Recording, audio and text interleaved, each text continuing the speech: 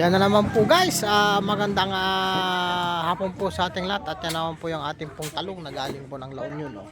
Kararating lang po ng mga talong po yan guys. Ayan, shoutout po sa ating lahat. At yan, ang mga dumating na naman natin gaya ng ampalaya, sitaw, ayan, o, sibos tuker, ayan. Ayan yung mga talong po natin guys, o, na binababa pa lang, nagaling po ng La Union. Ayan, kay Madam Jube. Ayan.